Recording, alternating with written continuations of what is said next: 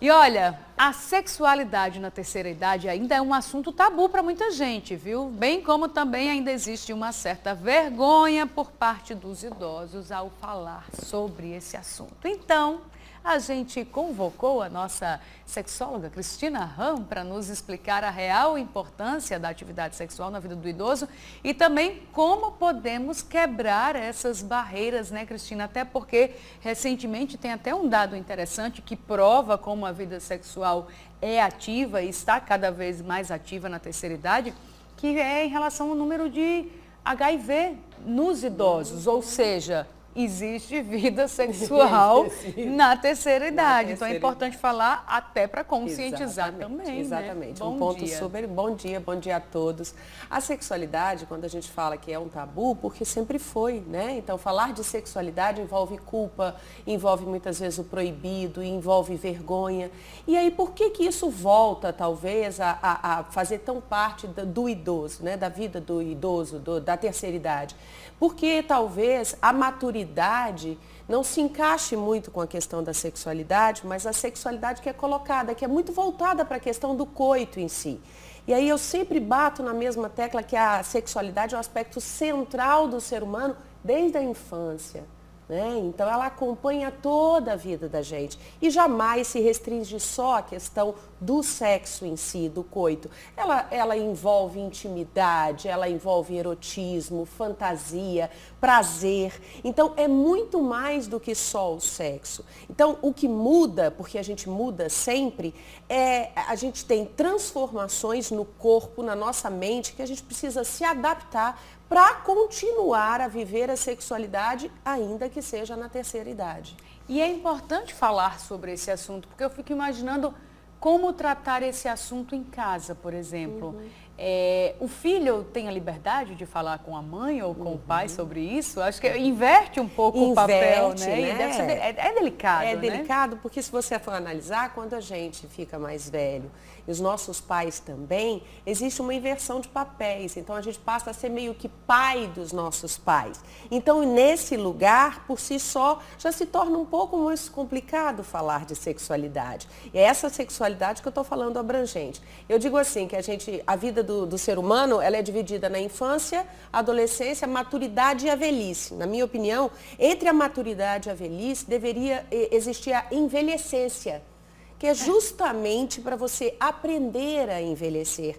Porque eu acredito que seja a melhor saída, porque do contrário, se você não envelhece, significa que você vai morrer. Eu acho que não é a melhor saída, com certeza. Então, se você pode envelhecer com longevidade, né, de uma forma saudável, a sexualidade está incluída nisso. E a gente precisa falar sobre isso, porque a gente está envelhecendo bem mais. As pessoas estão... Era isso que eu ia falar, exatamente, né? Vivendo cada vez mais. Cada vez mais. Esse assunto é tão importante, a gente vai estar até falando, e coincidentemente, nesse assunto, na semana que vem, num evento chamado Vida Mais RN, que a gente trata justamente da longevidade saudável para as pessoas de 50 a mais. Então, desde produtos, serviços, para poder estar tratando disso, para você se preparar, porque a gente se prepara para tantas coisas, se prepara para casar, se prepara para entrar na vida profissional, por que não se preparar para a velhice e para vivenciar a sexualidade de uma forma positiva?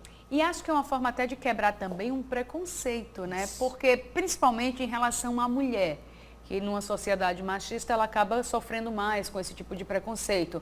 No momento que ela fica viúva, por exemplo, é comum que os filhos também não queiram nem ouvir falar, nem imaginar que a mãe possa se envolver com outra pessoa, refazer a sua vida a partir de uma certa idade, 50, 60 anos de idade. Mas não tem idade para o amor, né? Não, porque na verdade, se a gente for analisar friamente, a terceira idade, ela traz muitas coisas positivas, dentre elas a forma de encarar a sexualidade. Então, por exemplo, quando você é jovem, você se preocupa muito com a questão da reprodução. Então, a questão da relação sexual e da sexualidade muitas vezes fica muito presa a essa coisa de ter filhos ou não. Na vida da terceira idade, você já criou provavelmente os seus filhos, você já tem netos, está num outro lugar, um lugar muito mais tranquilo, sem tanto peso da responsabilidade. Então você consegue vivenciar a intimidade, o erotismo, com muito mais liberdade, eu diria até com uma forma mais completa, sem tantas neuras, mas que tem que ter atenção para a questão da prevenção, que você vê esses índices aí que a gente tem visto. Então, assim, é só uma transformação, é você se adaptar ao novo momento e trazer a sexualidade para a sua vida como ela sempre fez parte desde que você nasceu. E é importante você falar sobre isso, eu estou batendo nessa mesma tecla, porque como você falou, né, a conscientização, porque o HIV aumentou entre essa população da terceira idade, né? E até porque você já, na maioria dos casos, já estão ali, né, não podem mais engravidar, já estão na menopausa, então você acaba relaxando. Exatamente. Relaxando demais até. Né? E isso é uma coisa bem importante que você está falando, da questão da prevenção, porque até hoje a gente, infelizmente, ainda escuta, né, não, eu não uso preservativo porque eu tomo anticoncepcional. São duas coisas diferentes. O anticoncepcional, né, te impede de engravidar.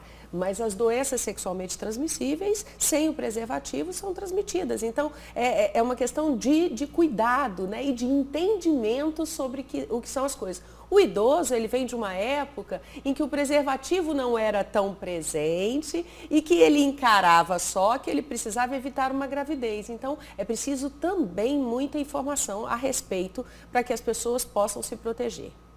Muito obrigada, Cristina Sou eu Ram, que por mais agradeço. uma participação aqui Obrigada. no nosso Bom Dia RM. Bom dia. Sempre muito bem-vinda. Obrigada.